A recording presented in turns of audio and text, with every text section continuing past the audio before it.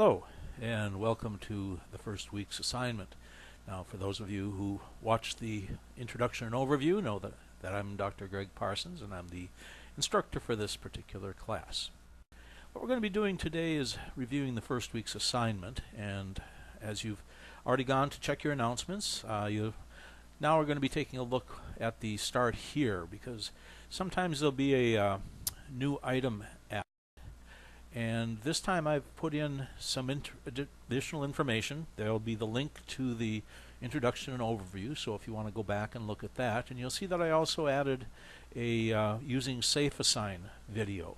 So during the course of the course, I'll be adding new things in here that you should find useful, things about the rubric and things about scholarly writing and things about peer-reviewed journal articles, all meant to kind of give you more background than you might have through a normal online course about kind of what we expect. And the doctoral program is definitely different than master's programs and undergraduate programs, so we're trying to get across the idea that you're kind of entering into new territory and familiarize yourself with what the requirements and expectations are. Alright, so that's how you get to start here, and also you can see you have a quick link to get into the online library as well as to get into the emails. Now we're going to take a look at week 1, and as you can see we have a couple of videos to watch. You want to go over the introduction and overview as well as the week 1 video assignment, which I'm doing here. And what I'll be doing is putting a link where it says click link here. There will be a link to get to the weekly assignment within the class. So you go from the class into the assignment and then you watch the video. But it's difficult for me to make the video and with the video already installed in the class before it's finished. It's sort of like a catch-22 there somehow, some paradox.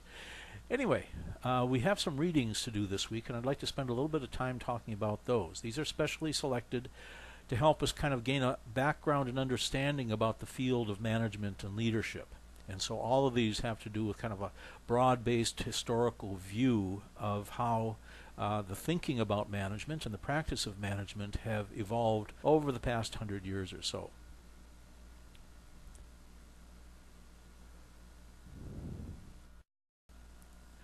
So the first reading isn't actually an article, but it's actually a chart that runs about 9 pages. And I included this because it gives you a good reference point to go back and look at in a very condensed form the major time series or the chronology of which management thinking has evolved from the early 1900s up until roughly the current time, the late 1990s as far as this chronology goes. But the reason I liked it is because it draws in a couple of things. Down here at the bottom you'll see the timeline, so that gives us the dates about what we're talking about. And then in the second section it goes over what's going on with regards to business, what is going on with government, other things that might be happening, prominent companies at that period of time, new technologies and resources.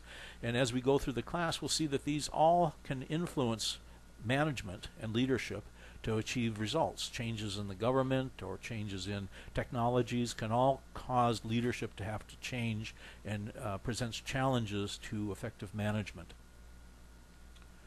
The next section of the chart shows the main areas of a business. When you break it down into the functions, it has personnel and sales, production, accounting, and finance, and in addition to administration. And here it highlights what were considered the state-of-the-art practices for that time. Okay? And as we track through the various eras, we'll see that the practices change, and certain things that were important at one time will become less important at a later date. New things will be introduced, and so again, from what we're trying to accomplish in the early parts of this class is to give you a historical perspective on the fact that leadership and management are evolving. Where they are today was not where they were 50 years ago, and where they will be in the future is not where they are today either. Okay. Next we have some of the key information, seminal ideas, meaning thinking that came across during these periods of time that added something very new to what we thought about, key books that were published during that time, and also, since this is taken from the Harvard Business Review, key Harvard Business Review articles. So this chart will go on for several different pages, and if you're creative, you can print them all out and tie them together, or just go over them one at a time. So that's one reading. We have also a reading that kind of focuses on the same thing, but this is in text form, again taken from the Harvard Business Review, and it looks at basically a century of management theories and practices that have occurred. And again, this will kind of fall in line with the chart that we just looked at, so you might want to kind of refer back and forth to kind of understand what theory lines up with what period of time, what other events were going on in the world at that same period. The next reading, the next article by Gary Yuko, is a bit more on the academic side. And here you can see, by starting to read down just the first page, there's an abstract. There's also an introduction which introduces a lot of references. So this is based upon previously written articles in peer-reviewed journals that talk about the same issue. And this is very important to start to gain an understanding about how we write academic literature, how we write papers that have the possibility of being published. So that's one example.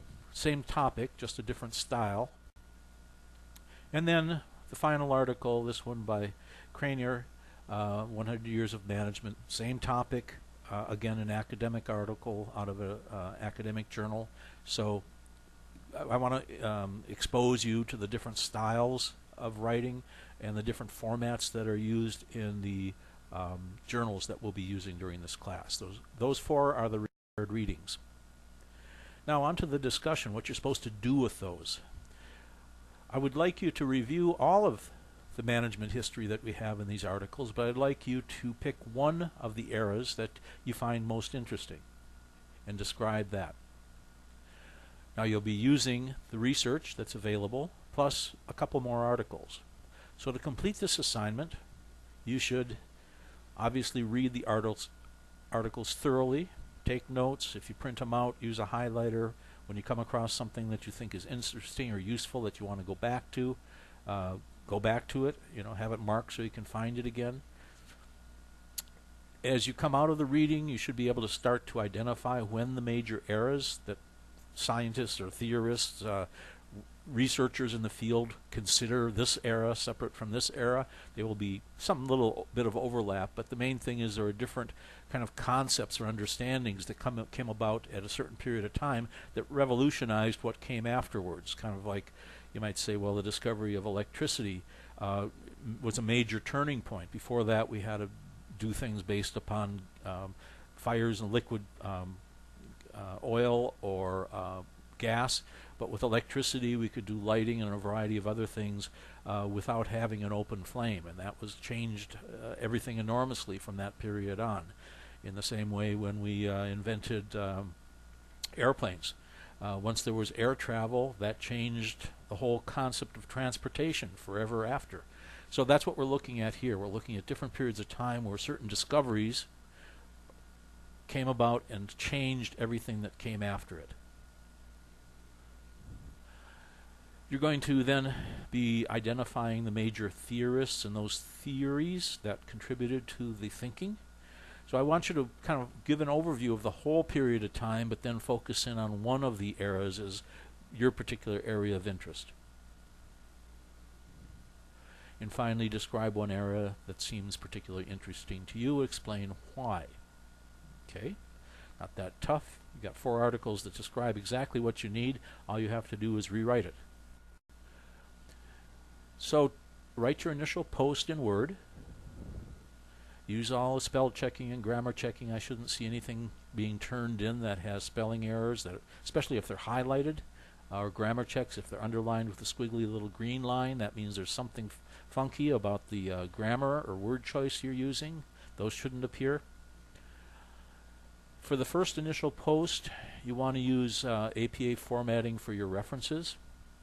You do not have to add a cover page or an abstract, although I say it's like a mini paper. You don't need these. It's not that long to require an abstract, and the cover page is sort of senseless when you only have a 2-page paper. So those are not necessary. You do need to submit the initial post to Safe Assign Draft and Safe Assign Final before copying and pasting it into the new thread. Remember, we're going to be creating a thread for our discussions, for our initial posts, and putting it in there. So, the keys to success. The purpose of the assignments is to get you to read the literature and pay attention to it. You'll find once you get used to reading journal articles that there's something unique being able to understand what other people, experts in the field, how they write about the field, how they express their views, how they base their ideas upon a whole body of literature that's come before them. So you need to read the assigned articles. Then use what you've taken from the articles to form the basis of your post. You can't start out and simply say, this is my idea. You have to base it upon what other people have written. In a sense, your ideas don't really count unless you're basing it on somebody else's ideas. So don't start out and say, well, I think this is the best era of literature, and I think this is the most relevant thinkers of that period of time. You need to say, history has shown, and other people have written about this. So-and-so says this is the most important field, or most important era. And so-and-so says this is the most important theory that things have been based upon. So we do want to hear your opinion, but your opinions need to be basically putting together other people's opinions, others that have come before you. You can use direct quotes. You can paraphrase what others have said. Of course, you need to reference all those, but that's what we expect. We expect lots of references. As you say here, your opinion that somebody is overrated doesn't mean anything unless you can support it with 10 other authors that say somebody is overrated. We really don't care. It doesn't mean anything.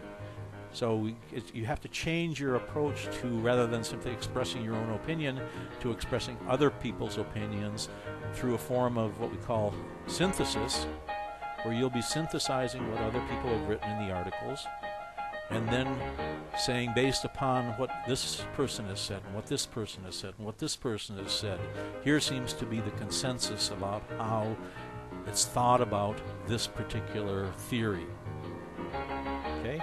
Now may sound a little confusing, and we'll probably work with this, but that's what you'll be seeing in your grading. When I grade your posts and grade your papers, I'll be looking to see whether you're basing your ideas upon what other people have written, okay?